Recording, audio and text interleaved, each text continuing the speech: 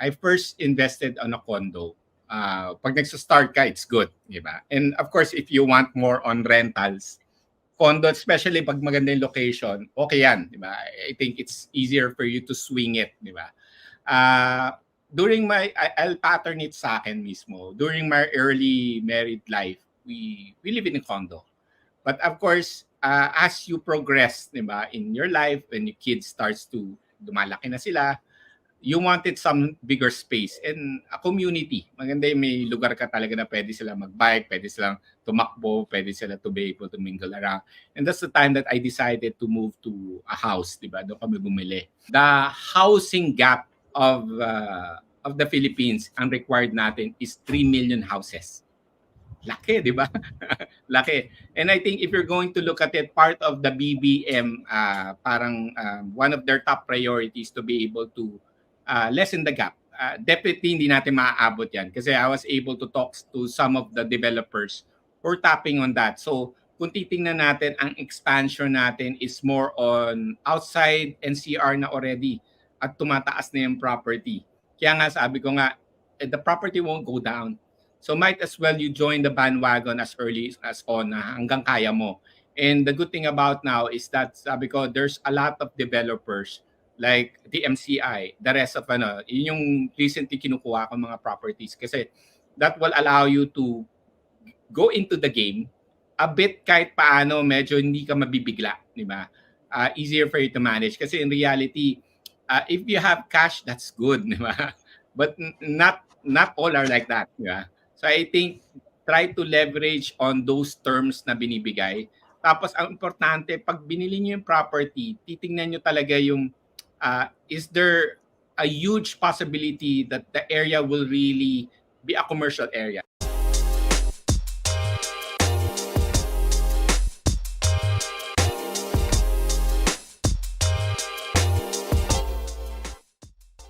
You've mentioned about passive investments. You mentioned not just building to earn, but also making a difference.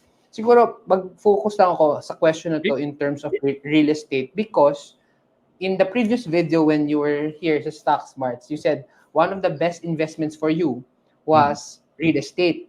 And nakwento mo nga, may mga ginawa ka regarding real estate na you can pay sa deposit at least for 5 years, tapos yun na, it can be an investment.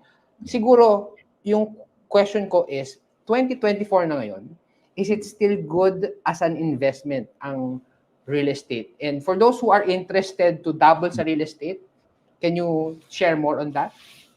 Okay. Well, definitely, just to give you an idea, the housing gap of the Philippines, ang required natin is 3 million houses. Laki, di ba? Laki. And I think if you're going to look at it, part of the BBM, parang one of their top priorities to be able to lessen the gap.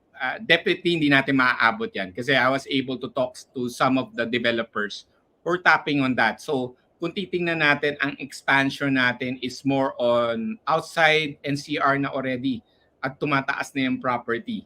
Kaya nga sabi ko nga, the property won't go down. So might as well you join the bandwagon as early as on hanggang kaya mo. And the good thing about now is that sabi ko, there's a lot of developers like the MCI, the rest of yun yung recently kinukuha ko mga properties kasi that will allow you to go into the game a bit kahit paano medyo hindi ka mabibigla, di ba? Easier for you to manage kasi in reality, if you have cash, that's good, di ba? But not all are like that, di ba? So I think try to leverage on those terms na binibigay. Tapos ang importante, pag binili niyo yung property, titingnan niyo talaga yung is there a huge possibility that the area will really be a commercial area? Will it thrive, di ba? Will marami bang development mangyayari doon? So lahat yan titingnan nyo yung future potential ng lugar because it's easier for you to sell it in the future just in case you need to unload it. So yun yung but I think mga banks naman ngayon relatively you could capitalize on lending to the bank. Pag-ibig, pwede nyo gamitin yan if you want na kahit paano. I think tumaas naman na ngayon ang ang cap ng Pag-ibig in terms of, I think if I'm not mistaken, hanggang 8 million pwede ka na mag-loan sa Pag-ibig eh. Diba? So depende rin of course do sa share mo. But sa bangko din at current state, reasonable pa rin yung rates natin. Diba? So you could leverage in all of these things. If just to answer your question directly, yes, it's still best to be able to really invest on something that is concrete, which is real estate. Nice, nice. So, ang ganda ng inano mo, no, na yung pagka-breakdown mo of seeing the opportunities sa real estate. And yung importante is yung potential niya. Kung Oo. magiging commercial area ba to o magiging madaming tao so that in the future, mas madaling ibenta or iparent din. Since, yun nga, ito yung one of the investments that you double down on, ano ba yung difference for you in terms of, o sige, bahay yung invest ko or condo? Ano ba yung mas okay or iba-iba per tao or depende sa what they have or depende sa priority? Kasi you sinabi mo, dapat meron physical.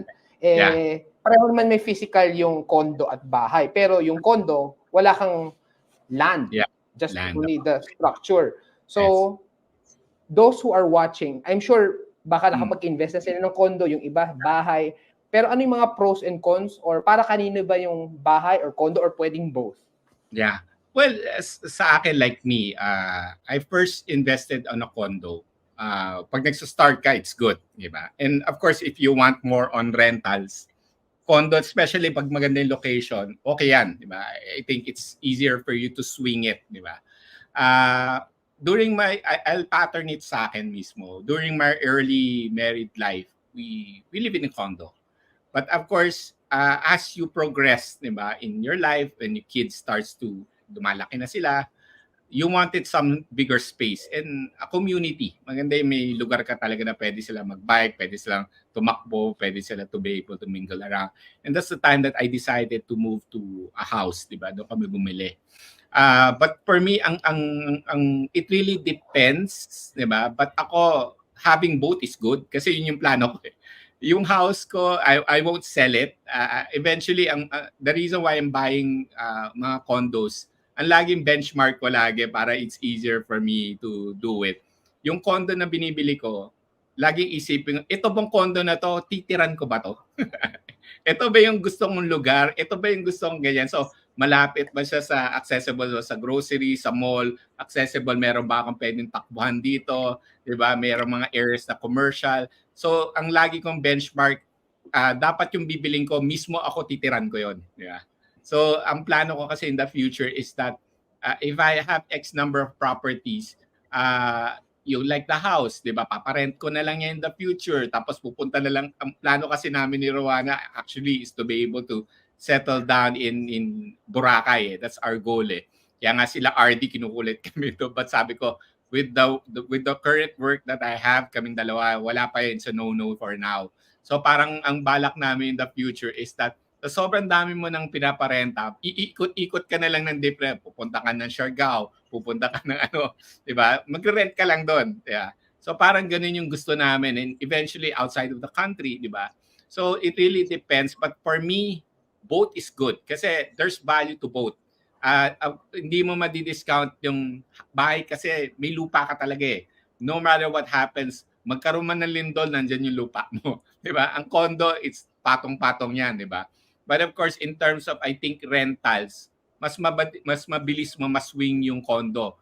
Of course, iba pa rin yung makukuha mong rental. Pag maganda yung bahay mo, mas malaki naman. Yeah. Plus, I think, pag medyo upscale naman yung property mo, I like to believe, mas less na masisira siya. Di ba? Compared to yung mga low-end na di ba, may iba apartment lang. We have friends, maraming ganun, may apartment pero sumasakit ang ulo nila. Ang baba nung renta nila pero yung depreciation ng mismong property nila napakalaki. Yung iba naman, ang game plan, magaganda yung property mo, iilan lang pero ang laki naman ng uptick mo. Yan.